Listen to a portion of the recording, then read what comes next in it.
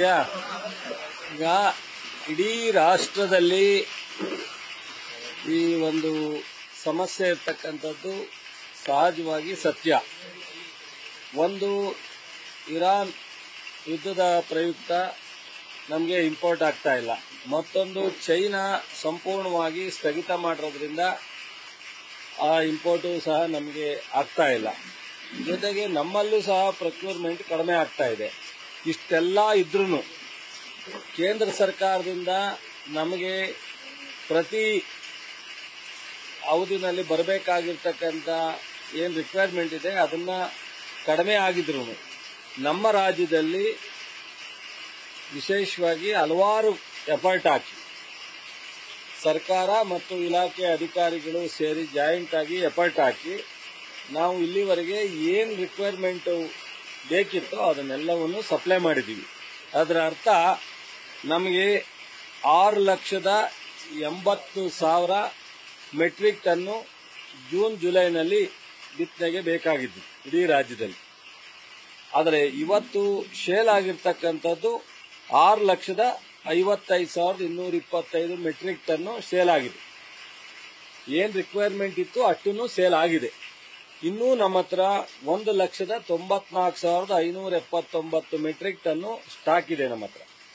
ಆದರೆ ಈ ಸಮಸ್ಯೆ ಏನು ಇಡೀ ರಾಷ್ಟ್ರ ವ್ಯಾಪ್ತಿ ಚರ್ಚೆ ಆಗ್ತಾ ಇದೆ ಮತ್ತು ಇಂಪೋರ್ಟ್ ಆಗ್ತಾ ಇಲ್ಲ ಮತ್ತು ಈ ಸಾವಯವ ಇದಕ್ಕೆ ಹೋಗಬೇಕು, ಈ ರಸಗೊಬ್ಬರನ ಕಡಿಮೆ ಮಾಡಬೇಕು, ಇದರ ಮೇಲೆ ಆರೋಗ್ಯದ ಪರಿಣಾಮ ಬೀಳುತ್ತೆ, ಮಣ್ಣಿನ ಆರೋಗ್ಯ ಕೆಡುತ್ತೆ ಅನ್ನೋದು ಏನು ಚರ್ಚೆ ಜಾಸ್ತಿ ಆಗಿದೆ. ಇದೆಲ್ಲ ರೈತರಿಗೆ ಮೆಸೇಜ್ ಹೋಗಿ ನಾಳೆ ಬೇಕಾಗುವಂತ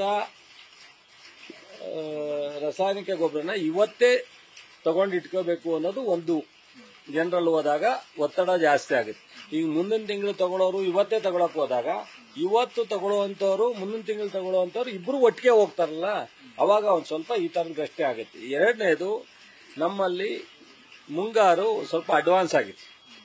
ಈಗ ಕೊಪ್ಪಳ ಆ ಭಾಗದಲ್ಲಿ ಜುಲೈ 2ನೇ ತಾರೀಕು ನೀರು ಬಿಡ್ತಿದ್ರು, ಆಗಸ್ಟ್ 2ನೇ ತಾರೀಕು.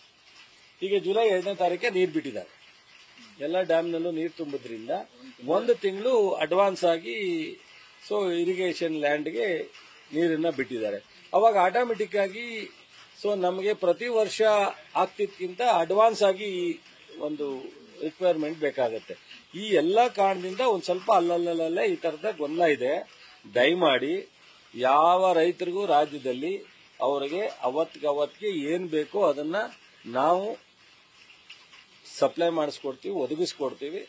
ಸರ್ಕಾರ ಬದ್ಧವಾಗಿದೆ. ಯಾರೂ ರೈತರ ಆತಂಕ ಪಡ್ತಕ್ಕಂಥದ್ದು ಬೇಡ. ಆದರೆ ಒಂದು ನಿಮ್ಮ ಮನಸ್ಸಿನಲ್ಲಿ ಇರ್ಲಿ ಅನ್ನೋ ಕಾರಣಕ್ಕೋಸ್ಕರ ಮುಂದಿನ ದಿನ ಆಗ್ಬೋದು, ಇವತ್ತು ರೈತರ ದೃಷ್ಟಿಯಿಂದ ಆಗಿರ್ಬೋದು, ಬೆಳೆಯೋ ಬೆಳೆ ಮೇಲೆ ಪರಿಣಾಮ ಬೀರ್ತಕ್ಕಂಥದ್ದು ಇರ್ಬೋದು, ಇವೆಲ್ಲ ದೃಷ್ಟಿಯಿಂದ ಒಂದು ಸ್ವಲ್ಪ ಕಡಿಮೆ ಮಾಡ್ಕೊಳ್ಳಿ ಅಂತ ಹೇಳ್ತಿದ್ದು ಸತ್ಯನೇ ವಿನಃ. ಆದರೆ ವಾಸ್ತವವಾಗಿ ನಿಮಗೆ ಯಾವುದೇ ತೊಂದರೆ ಇದರಲ್ಲಿ ಆಗಲ್ಲ. ಒಂದು ಸ್ವಲ್ಪ ಅಡ್ವಾನ್ಸ್ ಆಗಿ ಬಿತ್ತನೆ ಪ್ರಾರಂಭ ಆಗಿರೋದ್ರಿಂದ ಸ್ವಲ್ಪ ಜನರಿಗೆ ಆತಂಕ ಹೆಚ್ಚಾಗಿ ನಾಳೆ ಬೇಕಾದವ್ರಿಗೂ ನಾಡಿದ್ದು ಬೇಕಾದವ್ರಿಗೂ ಇವತ್ತೇ ತಕೊಳ್ಳೋಣ, ನಾಳೆ ಸಿಗುತ್ತೋ ಇಲ್ವೋ ಅನ್ನೋ ಆತಂಕ ಜನರಲ್ಲಿ ಬರೋದ್ರಿಂದ ಇವೆಲ್ಲ ಒಂದು ಸ್ವಲ್ಪ ದಾವಣಗೆರೆಯಿಂದ ಆಚೆ ಸ್ವಲ್ಪ ಗೊಂದಲ ಆಗಿದೆ. ದಯಮಾಡಿ ಅಲ್ಲಿಯ ನಮ್ಮ ಎಲ್ಲಾ ಜಿಲ್ಲಾಧಿಕಾರಿಗಳಿಗೆ ರೈತರಿಗೆ ಮನವರಿಕೆ ಮಾಡಿಕೊಟ್ಟು ನಾವು ಹಂತವಾಗಿ ರಿಲೀಸ್ ಮಾಡ್ತಾ ಇದ್ದೀವಿ, ಹಂತವಾಗಿ ತರಿಸ್ತಾ ಇದ್ದೀವಿ. ನಿನ್ನೆನೂ ಸಹ ಕೇಂದ್ರದಿಂದ ಒಂದಷ್ಟು ರೇಟ್ ಬಂದಿದೆ. ನಾವು ನಿರಂತರವಾಗಿ ನಾನು ನಮ್ಮ ಇಲಾಖೆ ಅಧಿಕಾರಿಗಳು ಕೇಂದ್ರದ ಸಚಿವರ ಜೊತೆ ಕೇಂದ್ರದ ಅಧಿಕಾರಿಗಳ ಜೊತೆ ಸಂಪರ್ಕದಲ್ಲಿದ್ದೀವಿ. ಸಾಧ್ಯವಾದಷ್ಟು ಮಟ್ಟಿಗೆ ತೊಂದರೆ ಆಗದಂಗೆ ನೋಡ್ಕೊಳ್ತಕ್ಕಂಥ ಜವಾಬ್ದಾರಿಯನ್ನ ನಮ್ಮ ಸರ್ಕಾರ, ನಮ್ಮ ಇಲಾಖೆ ತಗೋತೀವಿ.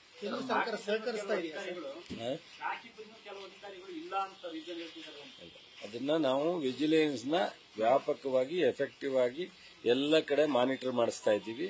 ಆ ತರದ್ದು ಯಾವುದು ಆಗ್ತಾ ಇಲ್ಲ. ಸಣ್ಣ ಪುಟ್ಟದ್ದೇನಾದ್ರು ಆದ್ರೆ ತಕ್ಷಣ ಅದನ್ನ DC ಅವರಿಗೆ, ಜಾಯಿಂಟ್ ಜೆಡಿಗಳಿಗೆ ಹೇಳಿ ಅದನ್ನ ನಾವು ತಕ್ಷಣ ಕ್ರಮ ತಗೋತೀವಿ. ಆದ್ರೆ ಅದನ್ನೆಲ್ಲಾನು ಆಗದಂಗೆ ನೋಡ್ಕೊಳ್ತಕ್ಕಂಥ ಎಚ್ಚರಿಕೆಯನ್ನು ತಗೊಳ್ಳಿ.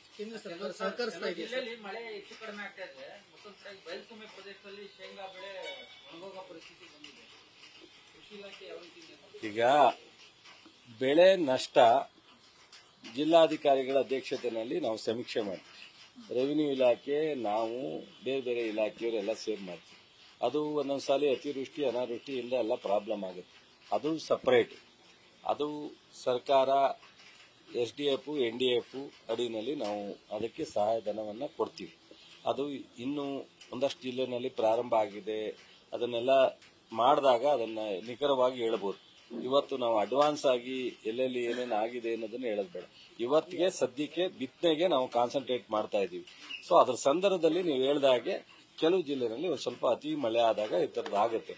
ಆದ್ರೂ ಸಹ ಅದನ್ನೂ ಸಹ ಸರ್ಕಾರ, ರೆವಿನ್ಯೂ ಇಲಾಖೆ ಇರ್ಬೋದು, ಅಗ್ರಿಕಲ್ಚರ್ ಇರ್ಬೋದು, ಬೇರೆ ಇಲಾಖೆಯನ್ನ ಕೋಆರ್ಡಿನೇಷನ್ ಮಾಡ್ಕೊಂಡು ಜಿಲ್ಲಾಧಿಕಾರಿಗಳು ಅಧ್ಯಕ್ಷತೆಯಲ್ಲಿ ಇದನ್ನೆಲ್ಲ ನಿರಂತರವಾಗಿ ಮಾನಿಟರ್ ಮಾಡಬೇಕು ಅಂತೇಳಿ ಮಾನ್ಯ ಮುಖ್ಯಮಂತ್ರಿಗಳು, ನಾನು, ನಮ್ಮ ರೆವಿನ್ಯೂ ಮಿನಿಸ್ಟರ್ ಸೂಚನೆ ಕೊಟ್ಟಿದ್ದೀವಿ. ಅದನ್ನ ಮಾಡ್ಕೊಂಡು ರಸಗೊಬ್ಬರ ಪೂರೈಕೆ ವಿಚಾರದಲ್ಲಿ ಕೇಂದ್ರ ಸರ್ಕಾರ ಸಹಕರಿಸ್ತಾ ಇದೆ. ಕೇಂದ್ರ ಸರ್ಕಾರ ನಾನು ಎಲ್ಲಾ ವಿಚಾರದಲ್ಲೂ ರಾಜ್ಯಕ್ಕೆ ಅವರ ಪೂರ್ಣವಾದಂತ ಸಹಕಾರ ಕೊಡ್ತಾವ್ರೆ ಅಂತ ಹೇಳಲ್ಲ.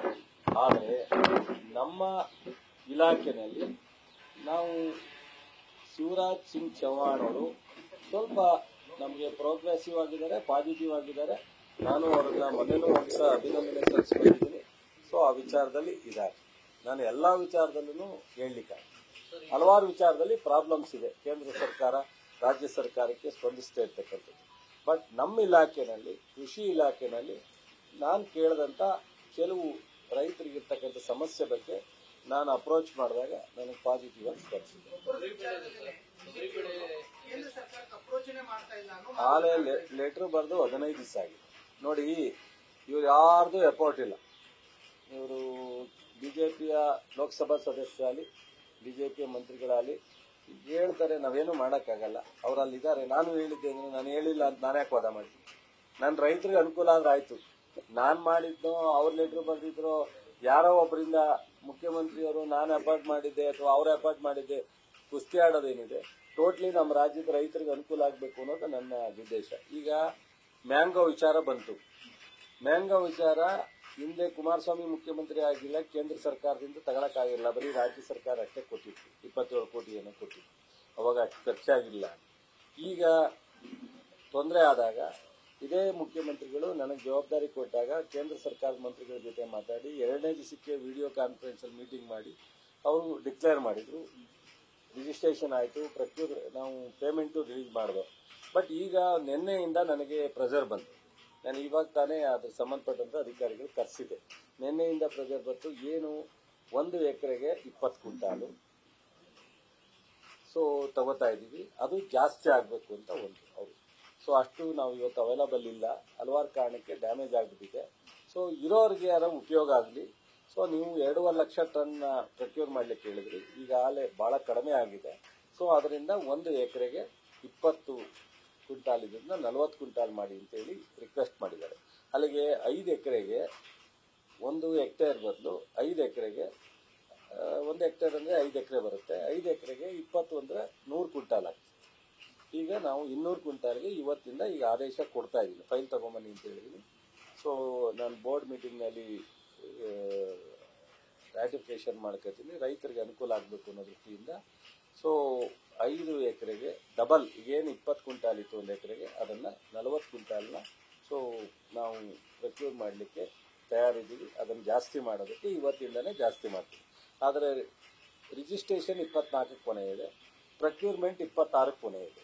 ಅದನ್ನು ಎಕ್ಸ್ಟೆಂಡ್ ಮಾಡೋದು ಅವ್ರಿಗೆ ಅಧಿಕಾರ ಇರೋದು, ಕೇಂದ್ರ ಸರ್ಕಾರಕ್ಕೆ. ಇವತ್ತಿನೇ ಲೆಟರ್ ಬರೆಸ್ತಾ ಇದ್ದೀನಿ. ಕ್ವಿಂಟಾಲ್ಗೆ 4 ರೂಪಾಯಿ ಇರ್ತದೆ. ಅದು ಹಳೇದೆ ರೇಟ್ ಮಾಡಿಬಿಟ್ಟಿದ್ದೀವಿ, ಅದು ಮತ್ತೆ ಏನಿಲ್ಲ, 4 ರೂಪಾಯಿನೇ ಕೊಡ್ತೀವಿ. ಸೊ ಏನು 26ರಿಂದ ಕೊನೆ ಏನಾಗ್ತಾ ಇದೆ ಅದನ್ನು 10 ದಿವಸ ಎಕ್ಸ್ಟೆಂಡ್ ಮಾಡಲಿಕ್ಕೆ ಸಹ ಇವತ್ತೇ ಕೇಂದ್ರ ಸರ್ಕಾರಕ್ಕೆ ಲೆಟರ್ ಬರ್ತೀವಿ. ನಮ್ಮ ಕೇಂದ್ರದ ಮಂತ್ರಿಗಳಿದಾರಲ್ಲ ಅವರು ಹೋಗಿ ರಿಕ್ವೆಸ್ಟ್ ಮಾಡಿ, ತಪ್ಪೇನಿದೆ? ರಾಜ್ಯದ ರೈತರ ಕೆಲಸ ಮಾಡೋದಕ್ಕೆ ಹಿಂದಾದ್ರೆ ಮುಂದಾದ್ರೆ, ನಾನು ಮಾಡಿದ್ರೆ ಅವ್ರು ಮಾಡಿದ್ರೆಲ್ಲ ಒಂದೇನೆ. ಸೊ ಕೇಂದ್ರದ 3 ಜನ ಮಂತ್ರಿ ಇದ್ದಾರೆ, ಜೋಶಿಯವರಿದ್ದಾರೆ, ಕುಮಾರಸ್ವಾಮಿಯವರಿದ್ದಾರೆ, ಸೋಮಣ್ಣವರಿದ್ದಾರೆ. ಅವರು 3 ಜನನ ಹೋಗಿ ರಿಕ್ವೆಸ್ಟ್ ಮಾಡಿ, ನಾಳೆನೇ 100ಕ್ಕೆ 100ರಷ್ಟು ಇಲ್ಲಿವರೆಗೆ MSPನಲ್ಲಿ ಕಳಿಸ್ತಂತ ಎಲ್ಲಾ ಲೆಟರ್ಗಳಿಗೆ ರೆಸ್ಪಾಂಡ್ ಮಾಡಿದ್ದಾರೆ. ಮಾಡ್ತಾರೆ ಅನ್ನೋ ನಂಬಿಕೆ ಇದೆ. ಆದ್ರೆ ಅವರು ಹೇಳಿದ್ರು ತಪ್ಪೇನಿಲ್ವಲ್ಲ, ಹೇಳಿ. ಆ ಥರ ಬಹುಶಃ ಏನಾಗುತ್ತೆ, ಸುಮ್ಮನೆ ನಾವು ಕನ್ಫ್ಯೂಸ್ ಮಾಡೋ ಅವಶ್ಯಕತೆ ಇಲ್ಲ.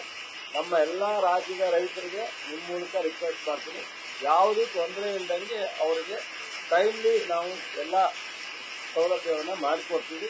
ಸ್ವಲ್ಪ ನಾಳೆ ನಾಡಿದ್ದು ಇವತ್ತೇ ಅನ್ನೋದನ್ನ ಒಂದು ಸ್ವಲ್ಪ ಸಾಕಷ್ಟು. ನ್ಯೂಸ್ ಫಸ್ಟ್ ನಿರ್ಭೀತಿಯಿಂದ ನಿಮ್ಮ ಪರವಾಗಿ.